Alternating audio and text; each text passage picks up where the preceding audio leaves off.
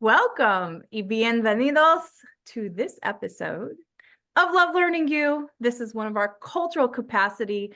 And the reason I say cultural capacity is because in our featured voices interviews, we really get to understand the stories, some of the stories. Remember, there's so many layers to people, but we know some of the stories about who we have sitting across the screen from us. So welcome, welcome.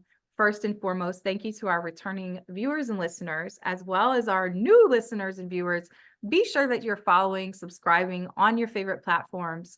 And we encourage you, if you want to see our guests, because we do sometimes do screen sharing or, reactions, all of that. Make sure you're subscribed to @LoveLearningYou on our official Educator Aide YouTube channel.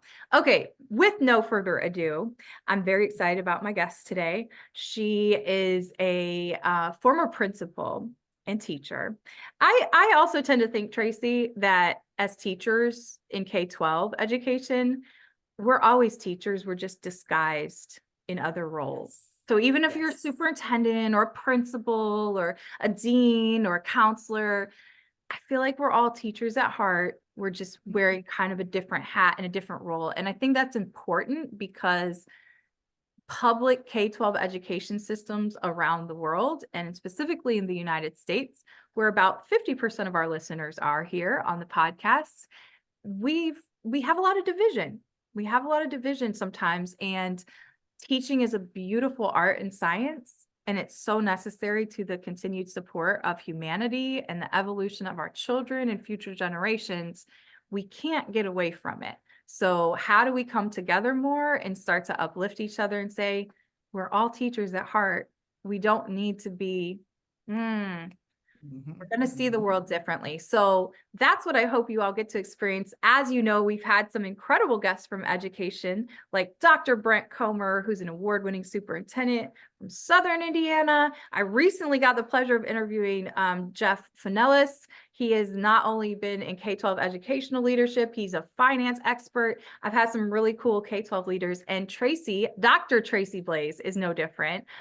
She happens to be somebody I've gotten the chance to be a colleague with and work alongside, learn together over the years. And she has seen a lot in education as well as life. And I'm so excited for her to be here. And whenever you're seeing this viewed and aired, please remember, we always link resources and notes in the episode, the show notes. So anything that we share or anything she might redirect us to, that will be down below or to the side, wherever you're listening. Okay, so I like to introduce how we met. We met because you are actually the superintendent currently, but you actually were the principal for some of my two nephews and one niece. I have other nieces, but that is actually how we originally met, and they loved you. So plain and simple. Did they love me or my costumes? So this is the thing. And you have quite the Facebook following in your community because Traci does some very, very cool things as far as engaging her student community, her teacher community, as well as the community stakeholders. And you have gone from being an incredible principal who has done very impactful things in your district to now being the superintendent. And I have just loved watching your journey, but that is how I first knew you, was Wonder Woman. So Dr. Blaize loves Wonder Woman. That's her I literally greeted her that way. That's her nickname. But you love to collect Wonder Woman stuff. I remember my niece, she just would go on and on about it. So I said, I gotta meet Dr. Blaize.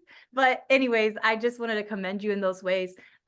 Give you your flowers. That's how we met. But I like to give guests a little bit of flowers before I hand over the mic and say, how would you like to introduce yourself, Traci? One of the things, there's two things that I want to name. Traci's ability to just be herself, no matter who she's sitting across from, is quite disarming, and I mean that in the highest compliment. And I'm similar. When you are that way, it can really unnerve people. And it's a very classic, like, I am who I say I am. But that can actually be a mirror for people, which I love to talk about those things here on the podcast, but it can actually be a mirror for us, even if we go, they said that really direct, or right, we all communicate differently, but sometimes when people are so much themselves, it can trigger other people to go, oh, she's just so open and honest. So one of the things that I remember was one of our first conversations, I think it came up, but you were very candid about losing your brother and your journey with grief. But I want to tell you that was one of the first things that I really admired about you and noticed. And I said, whew, I hope I can get to that point someday. And not lose it, right? Not burst into tears all the time with some of the things that I've been through in life. And so I wanted to tell you that. And also the other flowers, I just know the hard work and steps. There's always steps to our path for whatever reason that it took to be sitting in the superintendent role right now and be the Dr. Traci Blaize role that you have now. So I just want to celebrate you publicly because I'm a fan of your leadership. So without further ado, Dr. Traci Blaize, how will you introduce yourself? Well, wow, that was a lot. So well, we can stop. We can stop now. I just kind of want to bask in that for a second. If I always introduce myself as an accidental administrator because I think a lot of times we go into teaching and we think we're always going to be a teacher, right? You don't go into something thinking, well, maybe some people do go in and think about stepping stones. It wasn't something I thought about. Administration wasn't anything that was even really on my radar. Wow. And it sort of happened to me accidentally. I was a special ed teacher at Lakeland, and I was on break for the summer. I was in Wyoming visiting family, and my dad started calling me. And I thought, oh, crud, I hope nothing's wrong, because he knows I'm on vacation. And I call him and he says, hey, Lakeland Middle School wants to talk to you, wants to interview you or talk to you about being an assistant principal. And I was like, what? I didn't apply for that. I'm content. And you were in Wyoming at the time, right? We were just vacationing there. Oh, you were at that time. No. Oh yeah, this is way back. This is way back. You're just on vacation. Well, I say that because you were also a director of special ed when you spent North Dakota. No, Wyoming. I was in Wyoming. Wyoming. Okay. Yeah. So my story meanders a bit, I guess, but we were out there on vacation when I got this call.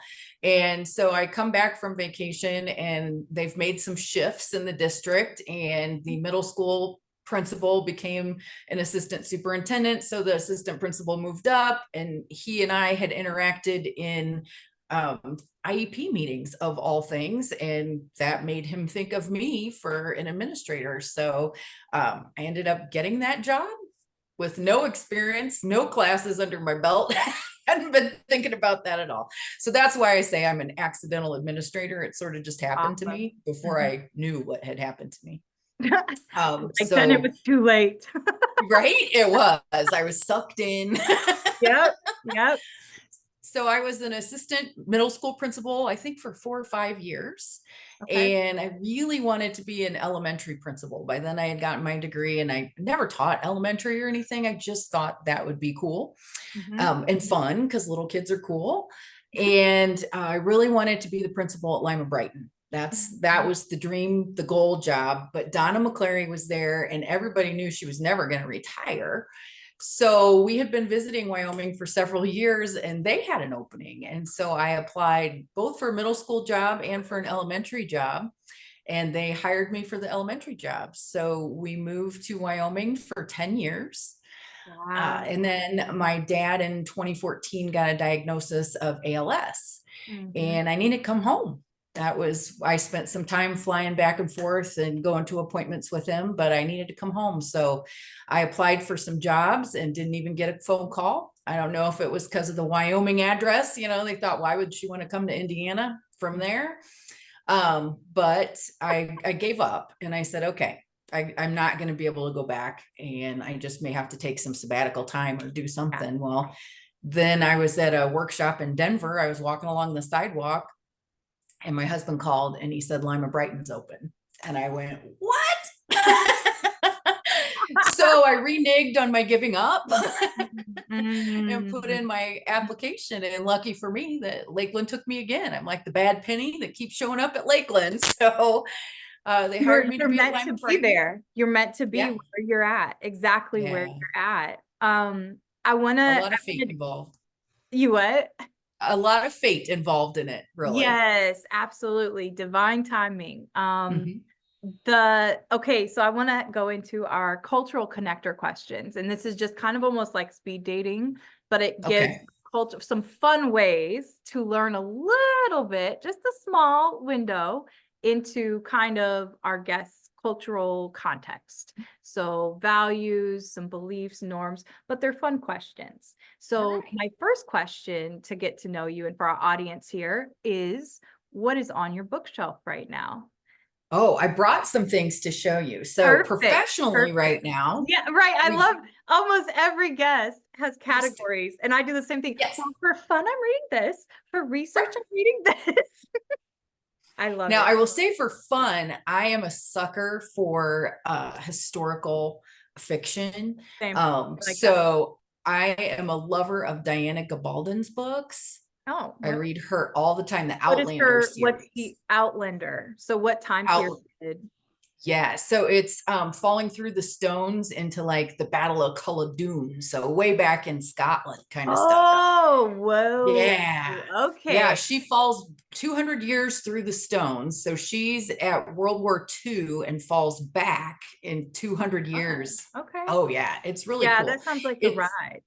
it's a very, very long series. I think they're on book number 8 or 9. Maybe it's 9. We're waiting for it to come out. But they also made a TV series out of it, which is pretty true to the books. But What's the it's TV? very What's the TV? Outlander. It's called Called Outlander. Outlander. Okay, I'll have to Mhm. check it out. Okay. Yep, I think it's on Stars, maybe. I Okay. can't remember. I put off watching it for a long, long time because I really love the books. And I was afraid since she hasn't finished the series of books, I didn't want to have other pictures in my head of what the Yes, characters look I do like. the same thing. Okay. But I finally Okay. caved in because it takes her so long to write her books because they are so Yeah. well researched and they're so long. So Ah, personally, that's what I like to read. But then professionally, we just did a leadership book study on this book called The Three Chairs. oh, So yep. it Heard talks a about that lot one. about leadership and how, sometimes you have those imposter feelings, and then you see leaders who come across as very arrogant, but the truth is they're kind of stuck in that imposter. But what you want to do is be in that middle chair where you're calm and you're consistent. And it was just a really good book study, I thought, for our whole team to read after I read it. Mm, And so now our leadership has moved on and we are starting a journey into professional learning communities. This isn't the yeah. first time Lakeland's gone this direction, but we're going to do it right this time. And so we're starting with the book by Carrie Rosebrock, Mm-hmm. Arrows. Nice. And yeah, Carrie Rosebrock and Sarah Henry. So that's our latest book study. So those are what I've Awesome. immersed myself in lately. Thank you. Thank you. Well, that's Yeah. usually always a loaded question, and thanks for sharing those recommendations.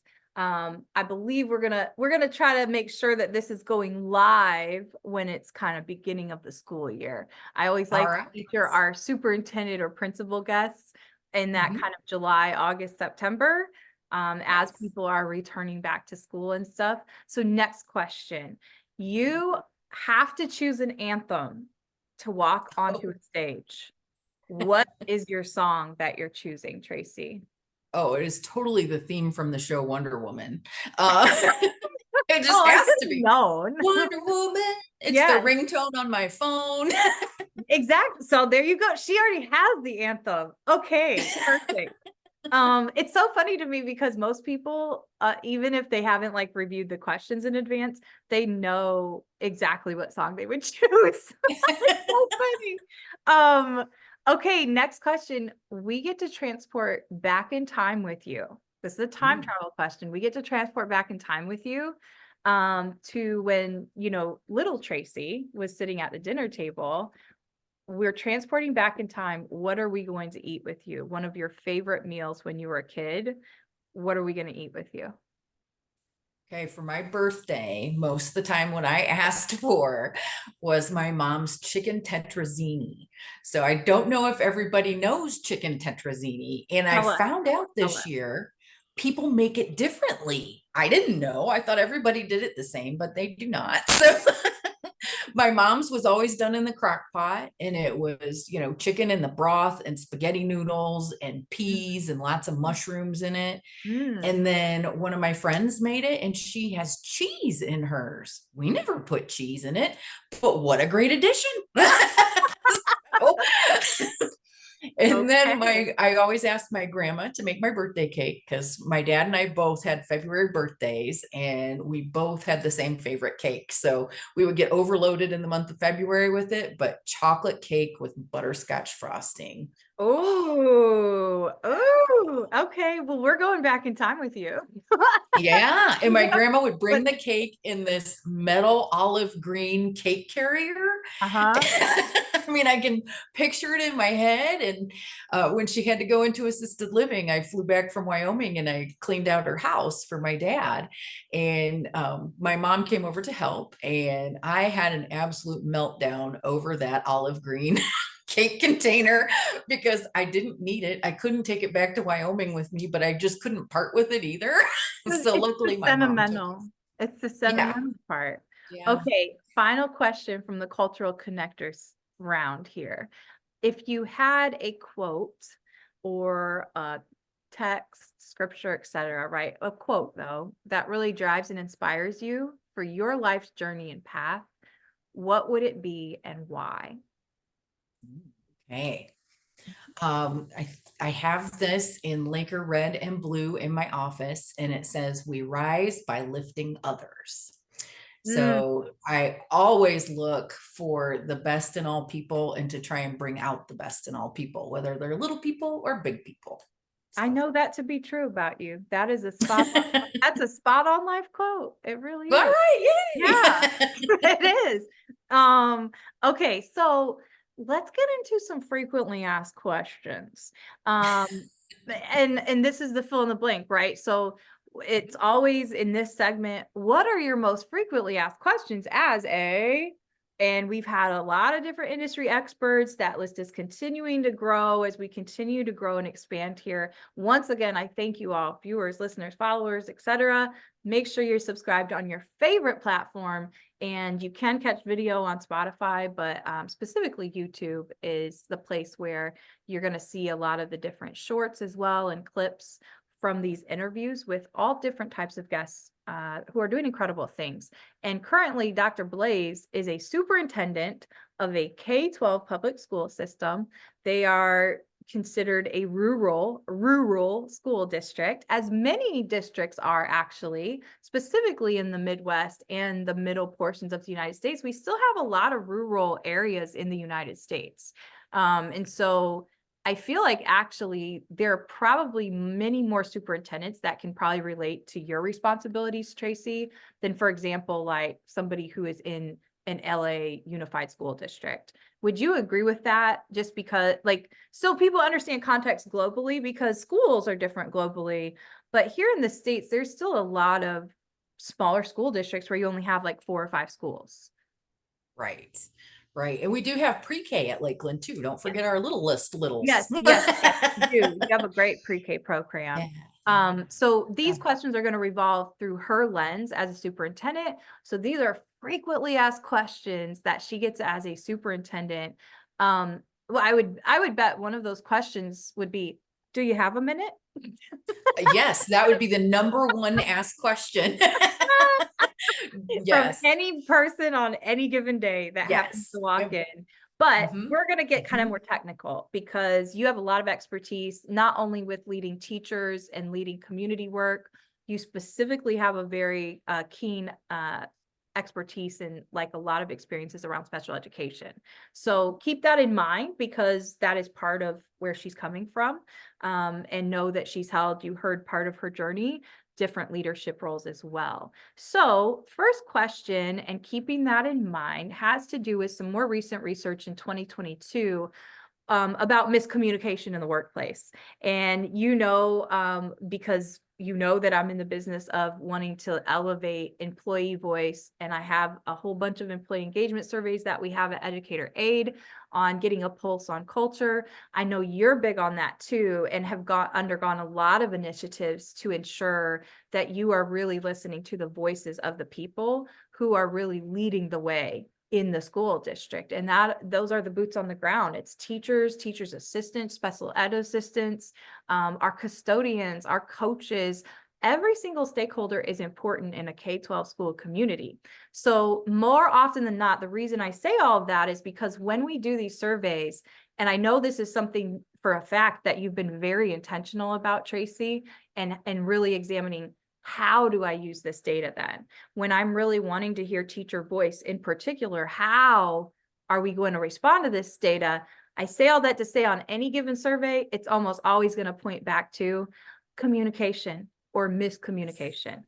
And so this body of research stated from Brosix in 2022, and I believe it's ongoing with that group, is that there are 4 barriers of why people denote miscommunication in the workplace. And those are emotional, perceptual barriers, interpersonal barriers, or cultural. From your lens right now and where you sit, what do you see to be the most prevalent cause in K-12 schools in general of miscommunication? Is it the emotional barriers, the perceptual barriers, how we perceive the world, our interpersonal barriers, or cultural barriers? And there's no right or wrong, by the way. Right. I ask that because it's obviously filtered through your own experiences and where that guest is in the world.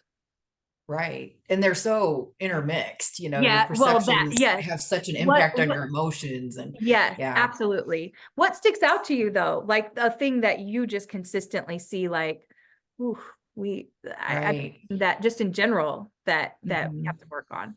Right now, I think the biggest barrier is emotional. And I kind of go back to the COVID and everything with that. And because the word that I hear the most from people is overwhelmed.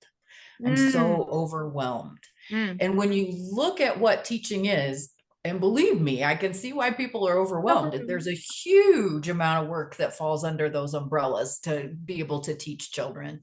And it's not, I can just get up in the morning and walk into a classroom and open a book and do this. I mean, we have lots of behavioral things going on. So for me, I think it's mostly emotional barriers, and we need to tell people the why behind everything and show them how it all aligns and comes together.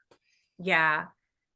What are some ways, if there are other school leaders, anybody in a school leadership role, and by the way, I think every teacher is also a school leader because you can never Absolutely. not lead. There's Mhm. always some little eyes watching you. Even if it's not Absolutely. your colleagues, might be a little student, like kids really, that's the other pressure maybe, that if you're not Mhm. in K-12 education and you're watching this, understand that that's also a lot of pressure that educators carry with them outside of being responsible for the safety and well-being of children that are not our own for a good 8 hours a day or more. On top of that, right, that's where sometimes that comes from. And I know society in general, I've heard people say, okay, all right, and it's always, we all kind of think our sector or our particular industry or whatever that is, we tend to be, myopic when we're in it. And the reality is these are barriers in every workplace. The Mhm. difference is that responsibility, I think, and that pressure of not only are you planning for all of these different learning styles and communication styles and cultures in your classroom, you're also very much liable and responsible for their safety and well-being. Yep. That's Yep. pressure. And that is Yes. where, if we don't, to your point, um, emotionally, if we are not knowing how to regulate ourselves, how to check in with ourselves, Mhm. um, that's where that comes from, because we're not releasing that built up pressure and that built up stress. What are some ways that you've tried to curb that in your school district over the past couple of years? Because that has been a huge challenge, is recovering from a global pandemic and all of everything else that has accompanied it in the world? So we have tried to provide some tools for teachers. So we have employee assistance agreements with local counseling centers so that our employees can get some free visits if they need that. And that's completely anonymous as far as the school goes. They don't call us and say, hey, all they do is tell us this number of employees, this number of sessions. We get a report at the end of the year, just so that we have something to document what we're paying for. Right. Because there is a cost to everything, right? That's right. And we're also trying to provide some training for our teachers, specifically at the elementary level.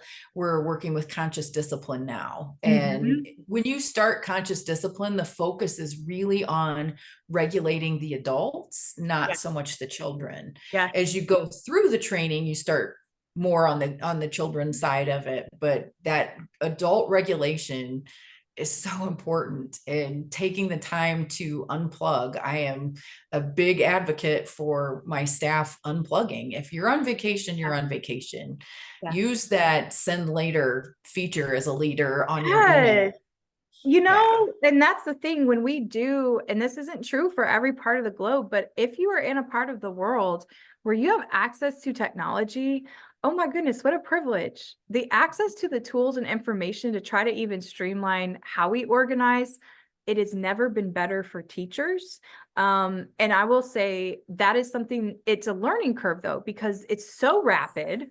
And when you're in the classroom in particular, I know this as a former K12 teacher, when you're in that classroom though, it is all about focusing on, as you would say, the littles, the little people in front of you, because like that is your focus. So you're often not as privy, right? It's easy for me to sit here. Now I've been an entrepreneur for 7 years. It's easy for me to rattle off, oh, yeah. But I would have had no knowledge of that when I was in the classroom, because I'm thinking about, I'm going to call Johnny's mom, and then I'm going to go to this basketball game, and then I got to grade 500 papers, like it, whatever the thing is, you're not necessarily as privy or up to date on the tools that actually could help you. And that I get excited about, because it is a skill set of mine. And I was talking to Traci about this before we hit record, but I'm working to put out some really, really low cost stuff, because now I look at some of the systems I use and I go, this would be a game changer for a teacher, like for planning or for whatever. And there's that gap, that skills gap, because you just don't have the energy to try to expand in that way and filter through all of the new stuff.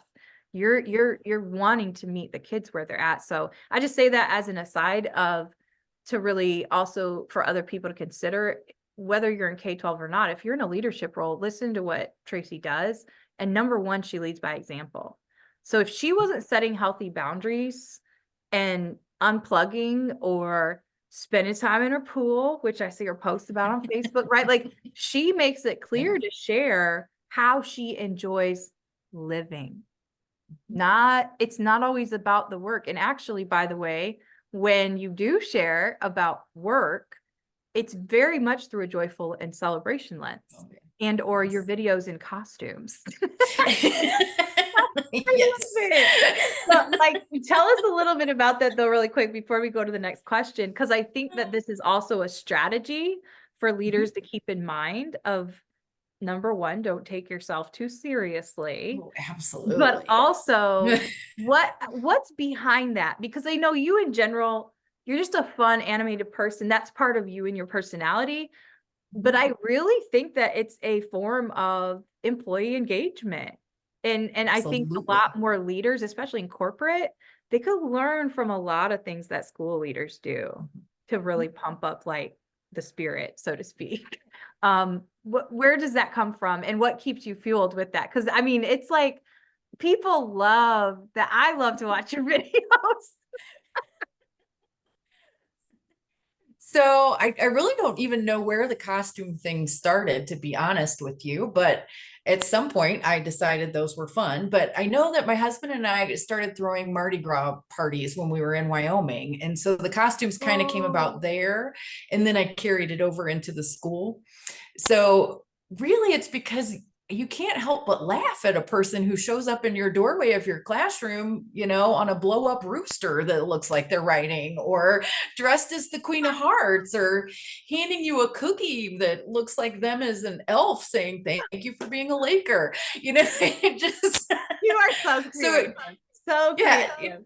it just really became a way for me to say thank you in person.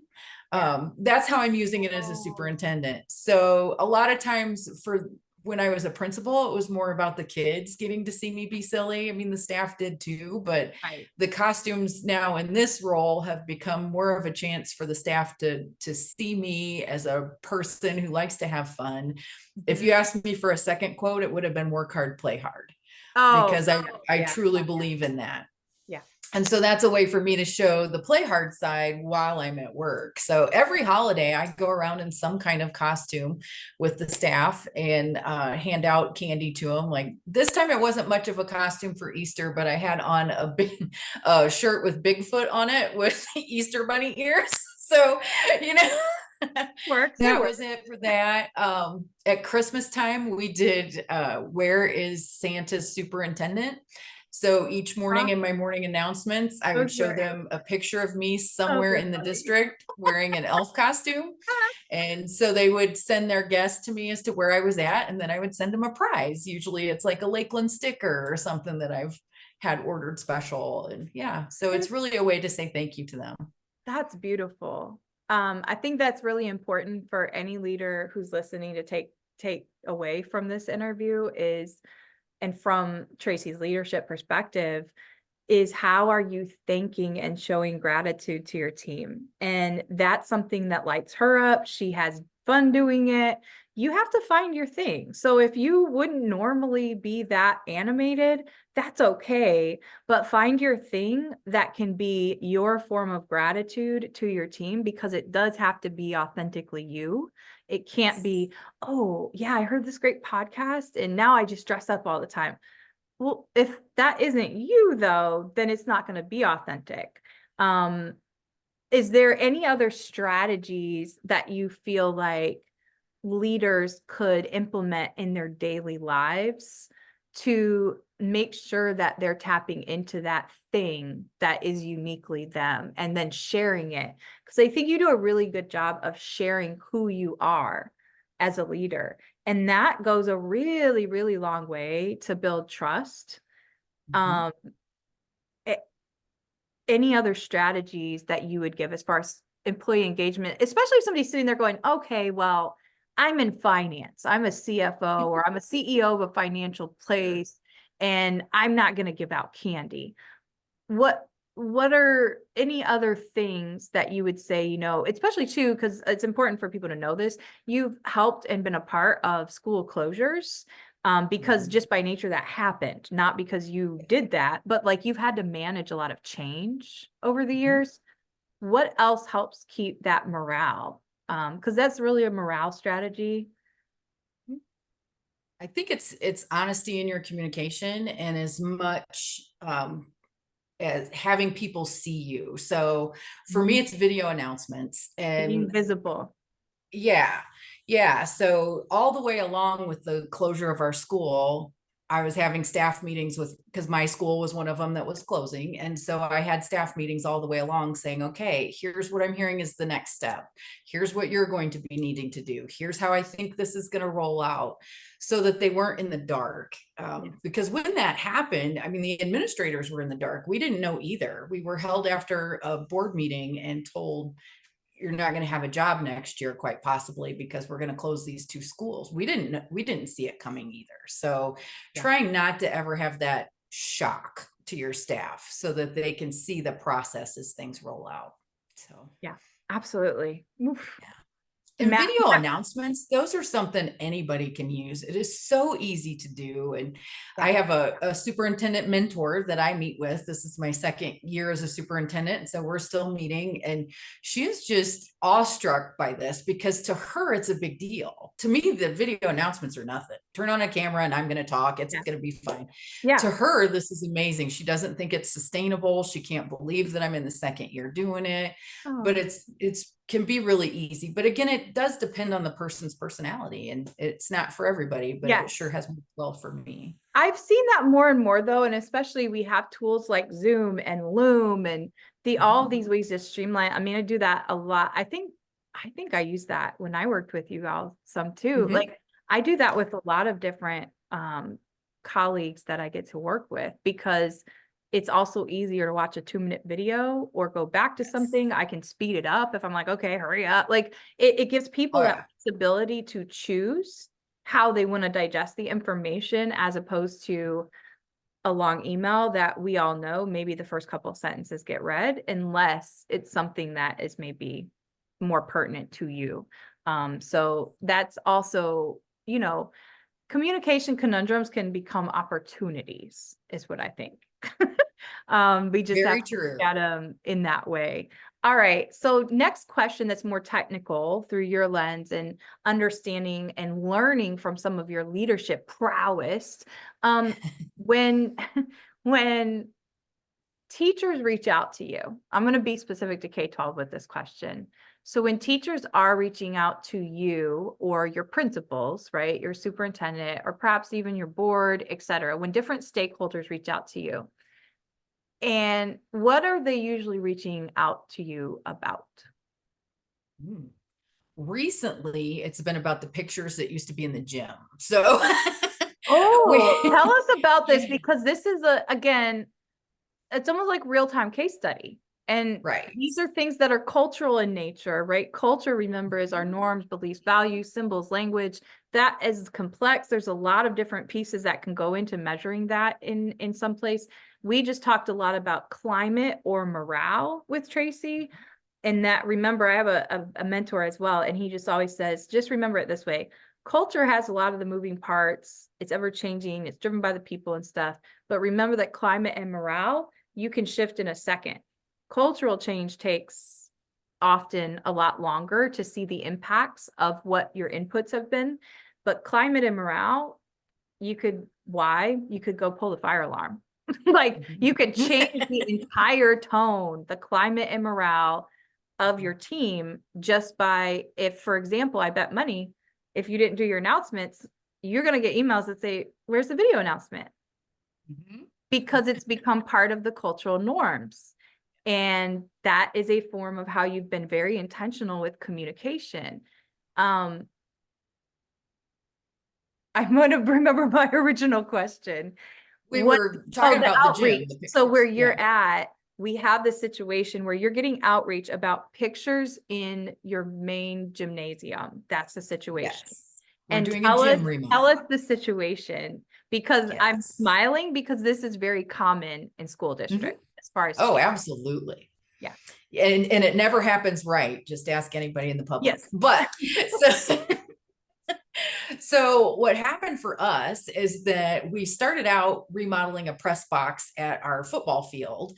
Okay. And as part of that, we ended up in a whole rebranding thing that we didn't really anticipate it being complete rebranding, but that's what it turned into. We went from double interlocking L's to a single L.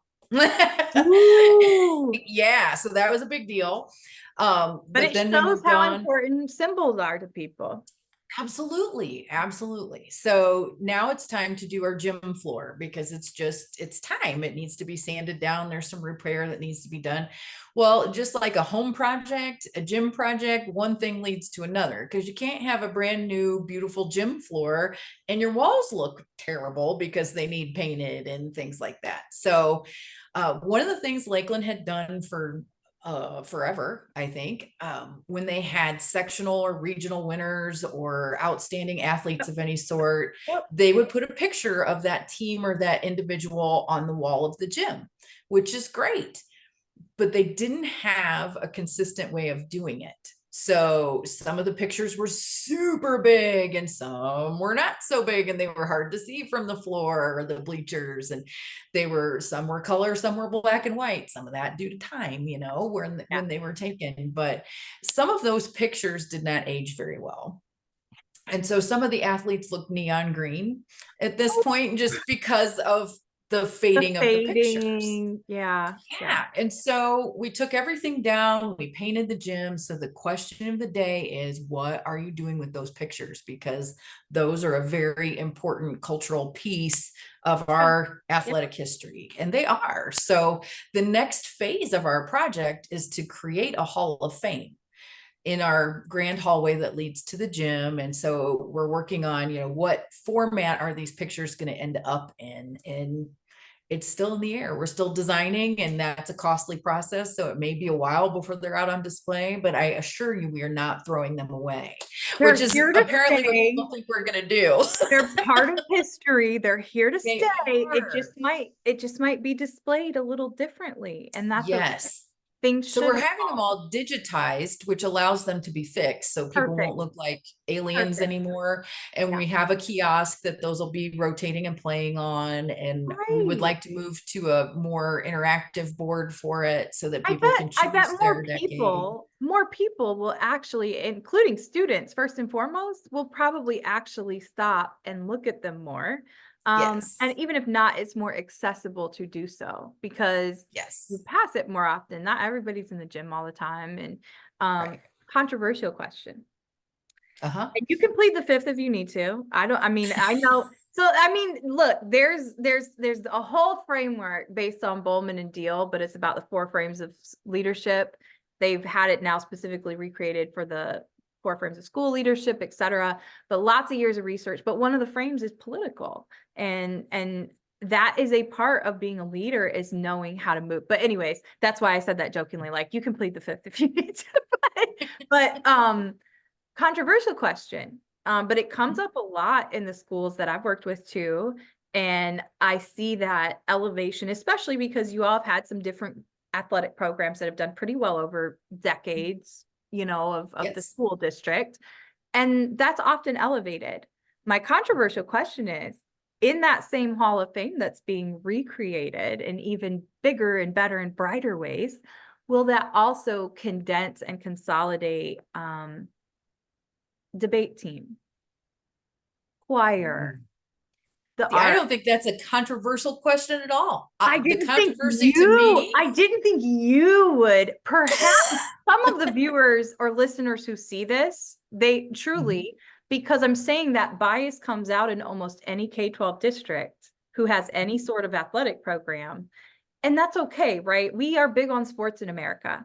And I was an athlete, like it's a big deal. And it formulates a lot of great social learning for teenagers. Like it's a powerful thing. And robotics and like all of the different things, culinary arts, like how do we also start to celebrate in those same ways? Because I still see that a lot. And that comes up actually in a lot of my surveys with school districts because I ask very direct and specific questions, how we refine them about what are you experiencing and what are your lived experiences and perceptions, because people need space to get that off their chest. It's anonymous. But it gives you a snapshot of how people are viewing the current culture of the district, or the corporation or whoever I'm working with. But that comes up a lot, and it actually becomes a big debate in our workshops because there's often favoritism shown for athletics. And it is because of how it's viewed in America. I get all that. It's all interrelated, but we're in an era where, I mean, there's a lot of happening. So where do you stand with that? And what have you experienced and seen in your years? Maybe not even in your district, but just in general. Right. You talk to other superintendents and stuff too. Yeah. So I really plan to have an academic side to this Hall of Fame too. So, and you have to think about what are the most public facing pieces of schools. It's not really our test scores. I mean, those are out there, Yeah. but people have to look for that, and then they have to want and care about And that. those metrics are constantly changing and very arbitrarily tied to political policies. I'm just saying. Okay. Yeah, bingo. You are totally correct. But the most public facing pieces of schools are performances, right? So Yeah. whether it's a musical performance or an athletic performance, those are the things that people see. Yeah. So I would really like to have a wing that is dedicated to fine arts. Right now, we aren't putting things like that up on our walls, and we should be. We have some very, very talented kids. Our debate team hasn't been happening for the last couple of years. I hope that speech and debate makes a comeback at Lakeland, but because I'm an Hey, alum of you that should have program, kids, you should have kids sign up. You should have right? kids sign up for a debate contest on debating if there should be a debate program or not. I'm sorry, my metacognition just. It's okay. I understand.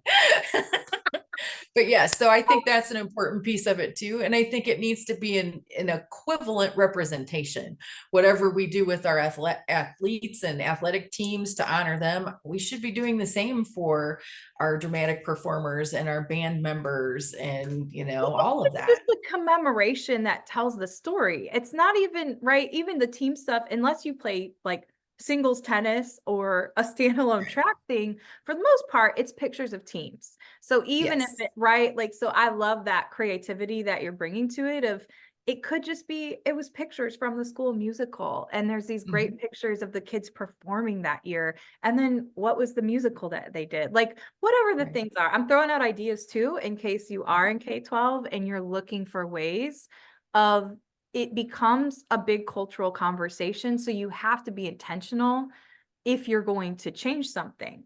And that is what you're bringing to the forefront is, once again, just your experiences with change management.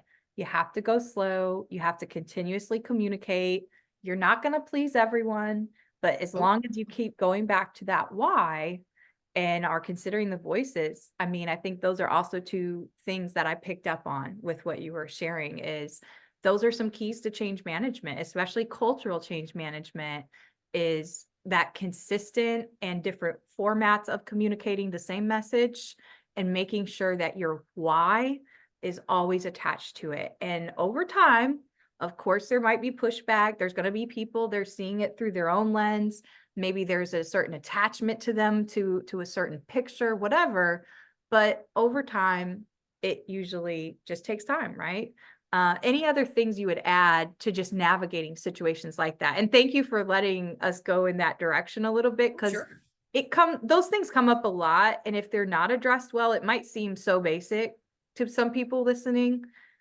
It can blow up into a lot more of your time and energy than it needs to. I found it interesting as someone who does focus on communication as much as I do, and I try and put as much out as possible. I find that the more you do that, the more people want. And so they want to know things sooner than you're really ready to tell them, because like I said, this whole Hall of Fame is still in the development process, right? We don't even have the budget to do it yet.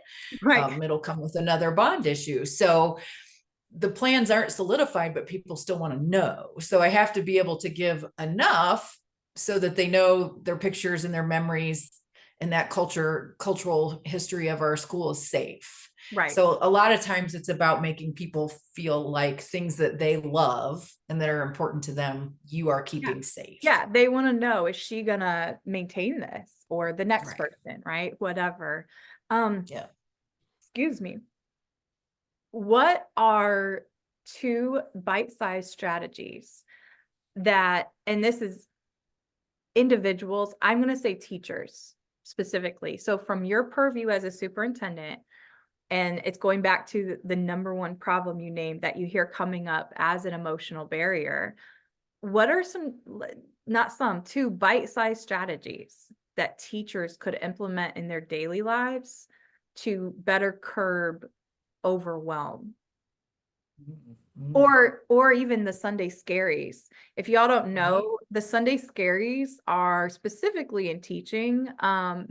When we let stuff pile up and we realize maybe our daily lesson plans aren't done, maybe we need to get grades in the grade book, and we really wanted to enjoy our weekend, but maybe we were thinking about those things. And then it all piles up and you get a little burst of anxiety on a Sunday evening because you got to be up at 5 a.m. just to get there in time and put your schedule together, get your objectives on the board. Woo, I'm reliving it, Tracy. I'm reliving it. You are. You are. Went right back in there, didn't you? Okay, so 2 bite-sized strategies that you think could make a difference, even just from watching your own district, right? What are 2 bite-sized strategies that could better curb teacher overwhelm? It doesn't have to be fantastic all the time. Ooh, wait, thank you. Say it again. And what I mean by that is it doesn't always have to be the cutest and the biggest and the most amazing experience ever, because there are times where it just has to be nitty-gritty learning.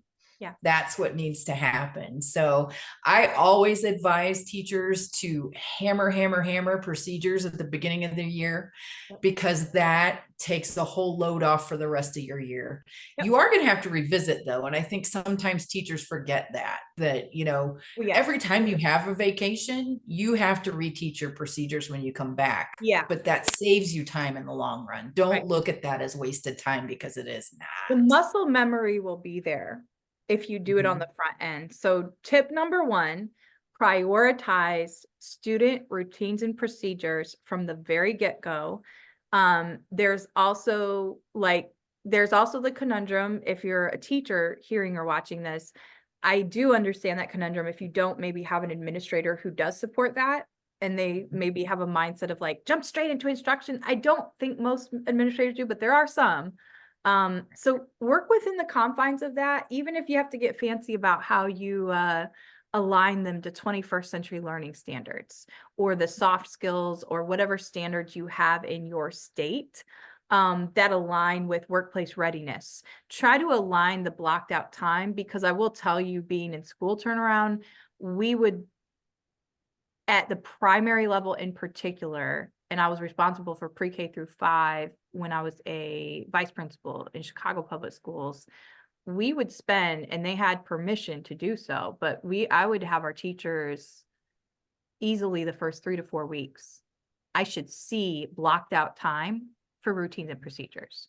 They had to submit. Now, again, this was turnaround setting at the time, but they had to submit an entire packet. It was a template, and they wrote out and planned routines and procedures for everything. So when you're in elementary, understand this, if your brain is not K-12 or your background is not K-12, especially kindergarten through 2nd grade, pre-K through 2nd grade, ages 3 to about 8 or 9 is where I'm target aging, if you don't know grade level wise. But those age ranges, routine and procedure for how to sharpen pencil, routine and procedure for how to line up for bathroom, routine and procedure for how to go to lunch, routine and procedure for how we stack our coats, for blah, blah, blah, blah. You could name off easily minimum 40 routines and procedures that need to be taught. So when we skip that, we also do a disservice with the social emotional learning portion, because that can also be infused through teaching of those routines and procedures. So it doesn't have to be dull. It's engaging the students in that, and okay, I'm gonna get real quiet, and when you hear me snap twice, I want you to move, snap. Oh, I only saw 2 people. Oh, now I've got 4. Okay, right? It's all of those moves. Yeah. And so I put that out there because I think if we understood better and could approach it more holistically, instead of saying, why are you spending 20 minutes going to the bathroom? Well, maybe because you have 25 5-year-olds who got ants in their pants. I don't know. Like, so that's a great one. Ooh, that's a solid one. What's the second strategy? Because you're gosh, now I got to come up with a so second much, one. yeah, because the overwhelm, a lot of it then comes from all the extra behavior management calls, or which Yes. again, you can't control if a kid has a rough day. What you can control is what you focus on. And once you have the structure, it becomes so much easier because kids know what's expected of them and it's clear. Yes. So I think the second piece that I would talk about would be actual lesson planning for teachers, because I think we've kind of moved away from that as we become more veteran in our teaching and we think I can just walk in and do this. And some things you can, some things you can't. No. So keeping that end in mind and planning backwards and what you need to know and recognizing what truly is a learning activity and what isn't. Because a coloring page of color all the things that equal 9 is not necessarily a learning activity, it's a practice. Yeah. And you don't want them to practice wrong. So I think that planning piece is so important. So routines and procedures, planning and preparation. Essentially, those do go back to self-accountability too. It's also some shared accountability and making sure that we hold ourselves accountable to the little people that we serve every day. Those are our biggest clients, are the little humans in front of us. That's the opinion that really matters most in a K-12 school community. If we're being honest. And sometimes we skip asking that too. So the only thing I would add is just understanding who you are and your patterns with that. I think that would decrease a lot of that overwhelm of, if you know that XYZ brings you stress, then account for that, right? And make sure that it's not reactive. I would also say one of the biggest things that is really tricky, and it was for me too, and I've actually worked a lot on this because I call myself a recovering people pleaser and a recovering workaholic. And those are both tend to be trauma experiences, even if it's just because we are seeking the approval of a principal or something. Like, those things kind of just happen subconsciously if we're not aware of it, especially if you start teaching in your 20s.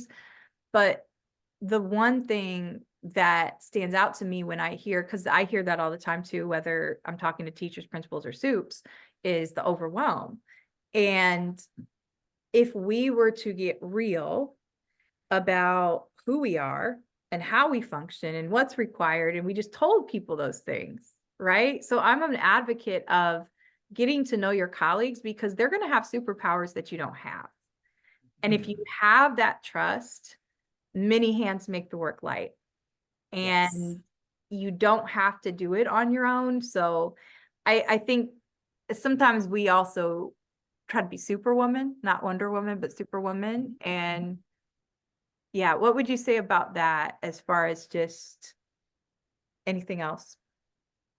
Well, I think what you said is so accurate. We moved into having all of our, say, first grade teachers have prep at the same time so that they would have time to plan together. And what I saw happen is they started playing to each other's strengths. So we had a teacher who was super strong in math, and she kind of took over planning everything for that team for math and handing them, this is the lesson, here are all the copies. Somebody else did that for English language arts, and that is such a bonus. Don't be afraid of that, and trust your colleagues that they want what's best for kids too. Now, then you deliver that in your own way. Yeah. I think we You get still have hung to up review them. You still have to Oh, review. absolutely. Yeah. Absolutely. And I think we get hung up on when we talk about using a curriculum with what's the word I'm looking for? I just lost it. Integrity, basically. With fidelity. With fidelity, there's the word, the fidelity word. People think that means that I'm a robot reading from the teacher's manual, and that's not what that is. No. Make sure that you're teaching those things that are supposed to be taught, but you can deliver them in your way. So you're right. It's an art and a science when you talk about teaching. And that also, again, it goes back to knowing yourself and your strengths. So that's also the other thing. Build yourself up and know your worth, so that when you are meeting, you can say, oh, no, you know what? Don't stay quiet. Like, if you see that your colleagues are struggling with something and you have a background in that very thing, but you're still not, like, again, it goes back to also knowing that you bring value to the table.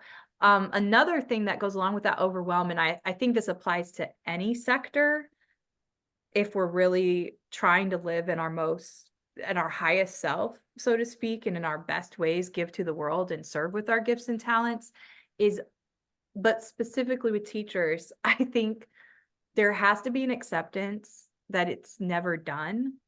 And it's a profession that's constantly evolving. I will never forget a story when I first started consulting. with a smaller school district. No, it was not Lakeland, for any Lakeland schools watching. No, it was a different school district, but I will never forget, I was meeting with their instructional leadership team, and it was about 10 teachers that represented all the departments in their high school. And we were looking at something because there was a lot of resistance from that team that they didn't need to change anything with how instruction was going and with the structure of lecturing in the high school, but they had student survey data we were looking at that directly showed probably a good literal, it was like 85% of students are not excited about these different subjects. So I will never forget, there's a teacher who goes, and she was on it. I mean, she was being serious, but to me, like, I think I had to step out of the room, to be honest, because I was like, I couldn't even believe this, but it was also funny. So I'll share it. She goes, this is so inaccurate. And I'm going to tell you why. There is nothing wrong with our stuff. We just did our curriculum maps 15 years ago. She was serious. My goodness. She was serious. And I see a lot of teachers, because a lot of us tend to be type A. You can't, or a high D on DISC assessment, whatever the thing is about your personality, meaning we like to be in control of our space, and the classroom we're leading, because the classroom and the school really belong to the kids. But we like to hold a lot of control and be very planned and very structured, and you have to in a school day. That's the art and science of it. Where I see people going wrong, once again, is that thought that you're going to come into something, and once you do a lesson plan on that, yeah, you might have some solid go-to lesson plans because you do this incredible reading circle on this book every year. Wonderful. But you're going to grow and adapt, I would hope, all these supporting activities, the anchor texts that support the core text, all the things around it, because guess what? You have different kids every year. And if we're being responsive to the needs, just like our charge as leaders is to be responsive to the needs of the employees, you have to actually interact and act and be willing to change. So one of the sources I actually think, even in some of my own like PhD research, is culturally, there needs to be a shift in that arena of, if you're like, you have to accept that it's not done. You're not in a profession. That's why you have to get into some stress management strategies, emotional regulation techniques, get your own anxiety under control, because sweeties, you're not going to make it if you keep letting things stack in that way and thinking, oh, well, if I just get this done. No, you might have milestone markers like, oh, I went through this training and now I know Orton Gillingham, right? Or whatever that is. And then you're going to know it. Or I know how to do words their way in my sleep. That's great. And those are core things that might support your kids. But that actually is the source that I see a lot of people why they're actually overwhelmed. Yes. Because you keep thinking that this is going to be so simple if I just have this in place. No, but you're dealing with human beings. Yeah, there's no arrival. You don't get to arrive and say, I'm done now. That isn't how it works. You notice that. And how do you think, like, how can we evolve our profession in that way? Because it's something that I struggled with as a teacher. And I had to get to that place where I go, you know what? I'm just going to embrace always creating, because it has to be responsive to my students, which is good. I mean, that was actually a lot of how I have been an entrepreneur for so long now, because I know how to create new strategies and pivot. That flexibility, we've got to work on that, I think, just as a whole, as a profession. Yeah, I would agree. And I think as leaders, we need to look at how we roll things out, because like when we start talking about curriculum maps, everybody just goes, not again. I don't want to do it. That's why I gave that example though. Yes, but we're going through that right now, because everybody who comes on has a different format, a different method, and so I can see why teachers get frustrated and feel like I'm recreating, because they kind of are. So I've really tasked my new director of student and staff success that as she's leading this, that we're not going to keep changing the format on this. Once we get these, this is the format for them. and then we tweak over and over and over. Yep. And maybe in 5 years, there might be something we need to add to it because we're told you have to do this. Correct. Okay. Like But policy. let's make it something usable and then use it, because I think that we create a format, then we put it on a shelf, and then 5 years later or 3 years later or whatever, somebody new comes along and says, oh, we're going to do this again because you don't have them. Well, I do. It's just on my shelf. I haven't used it. Yeah, So, I think our newer generations of teachers are going to engage very differently with the teaching and learning process. So it'll be very exciting to see in the coming decades, Generation Z, more of Generation Z. There's already, you know, some in that age range that are in teaching, but that they grew up in a different world, and it'll be really interesting to see, because really, when you think about it, teaching is one of those professions that it is always in the continuous improvement process.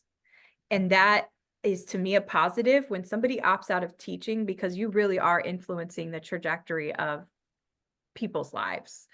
There are things that we all remember that teachers said to us. We impact, even if you're unaware of it some days, you're impacting and influencing. And I know, it's such an important role in society all over the world. And I also think if you self-select and discover early on, please do not stay in the profession. If you're constantly overwhelmed, it shouldn't be that difficult. Now, it's one thing to have if there's trauma happening in your district or in your class, like those are things that are a big deal and you need to pay attention and resolve them. But if you're constantly overwhelmed by even the idea of creating something new, you have to think twice and maybe go and I'm not being facetious, but truly go work at a bank or something, like something that is a more predictable. There are some personalities that, because you're already wanting predictability, you got to be clear with the writing on the wall. Teaching is probably not going to be the best for you, even from a mental health standpoint. And I wish we would spend more time on the front end, really helping, you know, pre-teacher education programs, honestly, identify and help the students, number one, identify, is this really the path you want? And do you really understand what this entails? right. I think Because we're when we seeing get that a into it, lot right, now. Yeah, it's shifting. with the transition to teaching, you know, with the Yeah. teacher shortage that is a real deal, and we have people who have a bachelor's in whatever coming in to be teachers, and they really don't know what that means, and they're stepping into a Oh, classroom with no yeah. pedagogy, no training. You know, we can give them a week of new teacher induction, but I Oh, can't teach you oh, everything I know in a week. yeah. Art. Yeah, I mean, talk about an art and science. And that's one of my favorite texts from Yes. Marzano, is the art and science of teaching. It's both. It's, Yes. um, You well, also talked about how once a teacher, always a teacher. And I think sometimes our teachers forget they're also learners, and that we're always mhm. learners too. So I feel like as a superintendent, my audience for teaching is the older audience now. It's the teachers. So a big part of my announcements, I do these little 101 series. And like right now, I'm doing one called Teaching 101, and I'm going through John Hattie's basic strategies that work in a Visible classroom. thinking. There we Yeah, go. I because love we it. forget those Yeah. basics. Yeah. We try to get so fancy with everything, and really look at what works. Yeah. Establish your go-tos. It's Mhm. part of routines and procedures. Yep. What are your go-to strategies? What ones do your kids respond to the most, right? That's what we need to be Yes. paying attention to, is when you try something. Same thing if you're in any other industry, we try something new with your employees, for example. Look at how they're responding and give them more of what they like, because that means that's probably lighting up the most sticky learning, for it to actually be retained. As we close out here, Dr. Blaize, this next segment is called Inner Child. And this is, you know, our personality structures are actually formulated in us. All of our tendencies, how we manage conflict, how we process information, see the world, by the age of 8. So our unique personality structure, and we are who we are. So we're going to go back to 8-year-old Traci, future Oh Dr. my. Blaize. And I want you to think about, what is a principle that you lived by then, and maybe somebody taught you, or maybe it's just something innately you knew, and you find that as a pattern in your life, but a principle that you lived by then as little Traci, and still today you go, yeah, I still live by that principle. Mhm. So my dad was a Detroit Lions fan, so he always said that, Okay. he was the fan of the underdog. And and I not No necessarily shade, in the Detroit, but it's sport, true. right, right. So not necessarily with athletics, but I feel like I've always been a champion of the underdog. I've always kind of gravitated towards people that I felt needed a little boost, and they gravitate towards me too. So I Yep. do think that's something that I've picked up from little Tracy to now. Here we go. See, the inner child shines through. She's just wearing a Right? different costume. Yep. She's still Tracy. Okay, final 5 minutes. We don't usually take 5 minutes total, but unapologetically living out my purpose. What is there anything we should be aware of, Tracy, as far as just things on the lookout with your district to be aware of, like, oh, they're getting on the map about this, things personally that, do you have any writing projects, a contributor on articles, speaking engagements, or anything we should just be aware of that you have coming up? Should we be on the lookout for what Tracy's up to? And then Well, we'll link, if you want us to, we'll obviously link, if there's sure. Facebook or anything that you want us to link, we'll be sure that that's in the show notes. Okay. So just the other day, PBS did a little snippet on our new dental program that we started this year for our students. So Congrats. So am I yeah, we able were to pretty find, excited. is there like news or anything on that I can link, or? Yes, I will have to find Okay. the video link for you and I'll send it to you. But we're putting it on Facebook now, so it's out there. Yay! But Well, yeah, congratulations to your school community and to you. That is really, really exciting. I know too, you probably won't share this. I'll share it. She keeps getting invited to be a guest speaker on a lot of panels. I So do. I think you're really good at it. So I Well, mean, thank from you. bantering with you today, I'm basing it Yeah. off that. But It's probably not surprising that Tracy's like, I'm available for you my what? elementary report cards always said Tracy talks too much or Tracy enjoys the social aspects of school. Yeah, I know what that means. I know what that means. Chatterbox. No, but that's Yeah. I put that out there for people because that if you are looking for a superintendent to inspire or encourage, she is definitely a person that you should be following. Are you on LinkedIn at all? Can I people? am on LinkedIn. Yeah. I'll make sure that we put your LinkedIn profile too, because I know there's a lot of people that could learn from this interview, specifically from K12. So we thank Awesome. you for your time. It is a pleasure as always to connect with you, Dr. Tracy. And I just want to tell you all, thank you for showing up for you today. Remember some of these strategies, no matter your sector, but especially teachers.